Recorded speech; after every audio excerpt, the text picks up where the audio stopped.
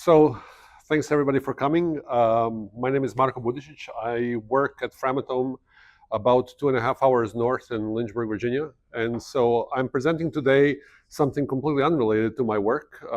This is part of my own learning about AI. Basically, about 6 months ago, I could code, but I couldn't code up an AI agent. And so this is part of the project that I did through an AI makerspace workshop that I attended. And if you're interested in getting your hands dirty with that, I would really recommend the AI makerspace. I'm not affiliated at all. I'm just a happy customer, right? That's my LinkedIn page. If you want to take a screenshot of QR, I'll put it up again. So I'm presenting here. We're a work in progress on a project called EVA for Enhanced Video Archive. And what is the use case that I'm trying to basically solve here? So in companies like mine, like other big companies, there's usually a lot of legacy videos that companies have just stored somewhere in some platform, or sometimes just a bunch of MP4s on a folder. These might be recordings of their workflow walkthroughs, their trainings, or so on. And so if you want to make that available to new or old employees, at this point you have to have them watch the whole video just to learn a bit of the content in there. So what this project is supposed to do is to make that archive kind of searchable and available for knowledge transfer in that situation. In the AI language, basically what I'm doing here is kind of a fancy RAG, Retrieval-Augmented Generation, where the source data are videos themselves rather than just text to begin with, right? So to basically give you a demo of this, I'm using here a database of Adobe Photoshop videos that was made available by Adobe Research, but you could basically replace this with any kind of company in-house videos here. The program runs through Chainlit interface, which will now bring up any moment now. It'll bring up your standard kind of chat interface here.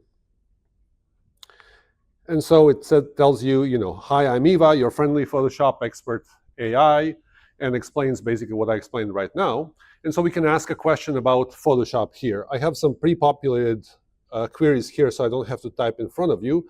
But let's start with what's the capital of France? Right? A popular Photoshop query. Eva basically says, what is the capital of France? Well, this question is not related to Photoshop. I'm a Photoshop tutorial assistant, so I focus on helping with Photoshop tips, right? If you're building something for internal company use, you usually want to have something like a guardrail that focuses the attention of this AI. So let's try another attempt here. Let's say, what are layers? We're going to let our steps churn through. Here, I basically wanted to make visible the steps that the system is going through, initial state. I'm going to show you a little bit later how they connect with each other. But the search interrupts here and says, hey, do you approve that I ask on the internet about this query? Again, another guardrail. You don't want your data leaking out, or even your queries leaking out. And for now, let's say cancel web search and see what the system can actually do just by using videos themselves. So as it goes through all of its iterations, it gives us basically our answer. Layers in Photoshop are like transparent sheets, so on and so forth. The text here is something that you would get from a RAG that starts from a tutorial, right, from just plain text. The thing that I really focused on building is the ability to link back to those original videos. You want the user to be able to click and watch the video at that timestamp where the information is stored. So let's say something about layers was in this video correct color and tone. And if you click on it, it basically opens. This is hard to do with my fingers. A video browser, and the user can watch that specific video from that starting point. Yes, go ahead. Do I? Yeah. I do, sure. So the videos have transcripts? So for this, this database does come with transcription, right? But the idea is to have transcription through, let's say, Whisper or a model like that to build your own transcripts in it. So like I said, work in progress starts with half-baked library here. But yes, this is the Adobe. If you want to use the same data set, it does already come with transcripts. Yeah. The transcripts are timestamped, right? So you can, if you keep track of the segment that you used for your RAG, you can link back to the original video, right? And show, that's what I did. Yeah. Yeah. Is this whole process only working with like space like transcript stuff, or does it actually account any of the video itself, or like keyframes or something?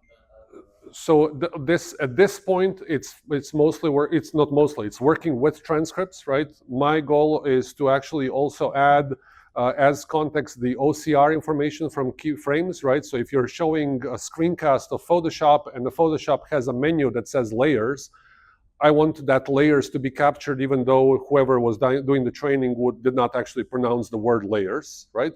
And then to be able to search by screenshots, right? If I have my Photoshop window open and it has a toolbar for whatever reason open, I could copy and paste and search by that as well, right?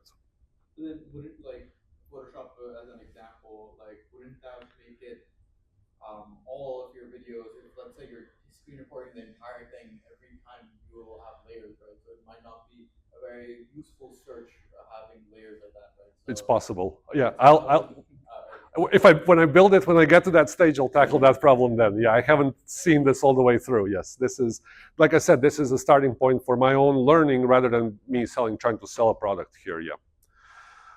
Just to show you, if we have a second, basically, so this was built using LangGraph's ecosystem, let's say, of libraries in Python, which is nice because I can actually show you what the nodes, how they connect inside.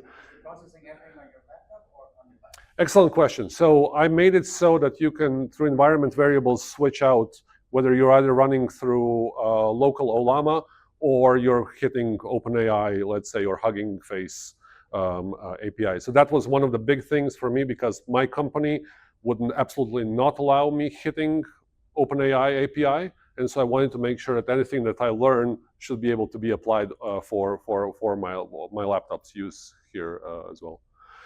So yeah, so with questions, I'm sure I'm running out of time at this point, but yeah, this is kind of what the graph. See if I can make it a little bit bigger. Yeah, if I make it bigger, then the more stuff gets hidden. But basically, we start with a query at the beginning. We have an AI node that simply decides whether this question is relevant to Photoshop or not. That's what you saw when I asked about capital of France. That branch went here and straight to the out of the workflow. When the question is relevant to Photoshop search, it goes through a small network of research node team. So a research router that can ask a query through either the internal RAG from the video transcripts, or it can hit, in my case, Tavelli API for search of the Adobe Help website. And then a final node basically evaluates that data against the original query and says, do we need to do more searching? And if it says we do, it can go through several cycles of rewriting the query and accumulating more and more data. Once this node is happy, we have a final node that writes the answer and shows us everything that we saw come out of it. So I'll stop here. If you have any questions, let me finish and then I'll take your question. So if you have any questions, I'm happy to talk about this. And then on you can take a QR code here and it will take you to my GitHub page. You can run this on Hugging Face if you want. You can run this on your own computer. And if you want to plug in and try to work together, I'm happy to do that too. So thanks for the attention.